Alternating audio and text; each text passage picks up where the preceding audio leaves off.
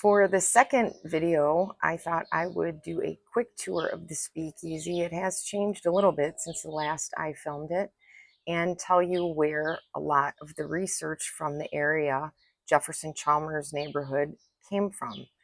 This is the book Horsepower, Men and Machines, and is probably one of the greatest Detroit historical books I've ever read. You might be wondering why, if it's about Detroit, it says the Village of Fairview Historical Society. Well, we will get to that story in probably the next video. On the cover is Henry Ford with his horse. Why Henry Ford? Well, we'll get to that too, but basically Henry Ford won his first car race in this neighborhood. And the author of the book, I'm proud to say has become a friend of mine, is Nick Sinacori. And Nick Sinacori lives in Jefferson Chalmers. He took, I think, about 45 years writing this book. He actually lives in a house that his grandfather built around 1926 or so. He has been an amazing resource. He has great stories, and he has saved a lot of the still unknown to a lot of people history of Jefferson Chalmers. So big thanks to Nick. Let's go see the Speakeasy. Okay, so we're down in the Speakeasy near the gas fireplace, and we're going to start with the bathroom, which is at that end of the basement, and then walk our way back through the Speakeasy, the bar, and the kitchen area. I know there are a lot of people who will still say, that's just a Speakeasy. Everybody in Jefferson Chalmers has a Speakeasy. Everybody's basement has one. Well, first, why? They're right. There are a ton of them in Jefferson Chalmers and houses that you see or buy, or businesses. But why? The reason is that Detroit imported 75% of the alcohol for the entire country, for the entire United States of America during Prohibition, right across the Detroit River. They had set up the infrastructure way early on, and we'll get to that in a different story video. But this is a special place. It's large. It had the highest end of the highest end in it at the time. And it also has a kitchen with the original stove that's still in it. So those are all clues, historical clues, that tell us what this place was. In addition, I've completed a lot of research, not all of it, there's still probably a ton of research to do, but I've got enough where I've tied different people, developers, owners, builders to the property that ties them into other people. So those are parts of the story I will tell you later. Before we get started on the Speakeasy tour, I am going to try to wear Detroit t-shirts in every single video that I make because, one, I absolutely love Detroit. There's an energy here like no other place in the country right now. And two, I like promoting some of the things I like. And this is from Only in Detroit, which is a TikTok channel by T Barb, who is a local comedian. And all I can say is on some of my very worst days, the worst days, I found her videos. First one I found was the one in front of the Rensen with some people are fighting. And it's really good though. Actually, it's pretty funny.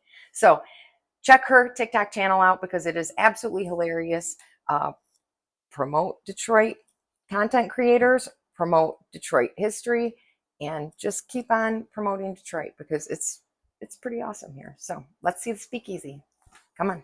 Okay, we'll start the quick Speakeasy tour here. This was the bathroom. It was originally red veneer wood. Years behind it. I keep looking for a vintage color toilet if anybody finds one out there for free or for cheap.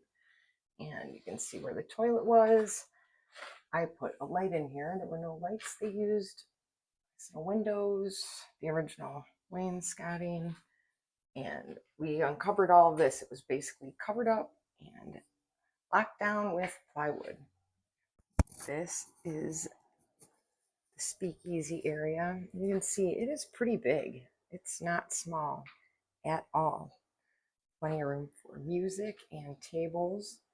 A lot of the original colored plaster has been coming off because of the water, but you can see the green color that it was. And the windows are pretty unique because they would have had shutters on them. These would have been regular windows that opened and closed, and then they had shutters, which this is a remnant that would have lifted up and hooked into a hook that's on the ceiling nearby, which that'd be great to be able to open the windows. They're all above ground. It's kind of a half above ground basement. This is the gas fireplace that's built in, which was a very early gas fireplace. They're standing. Oh, I just made those out of some World War II barrels. I just thought they were pretty good for seats. And this is the front end of the bar. The bar hasn't moved at all. All of the damage in this bar is solid on the bottom. A lot of the red, all the red veneer has been coming off. It was early Art Deco, so this would have been built around 19, I'm assuming when the house was built, 1916-ish. And you can see that it's early Art Deco. We used to have a different top that came off. And we still have a storage, some remnants of shelving, and the sinks this is restaurant grade.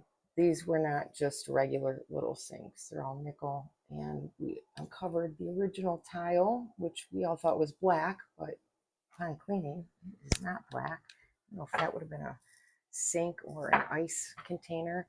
Then we've got the storage area in here, which lots of storage. Actually has some of the original shelf paper.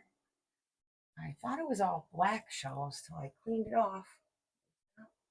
And that is a opening that goes directly outside to the very narrow walkway between this house and the house next door.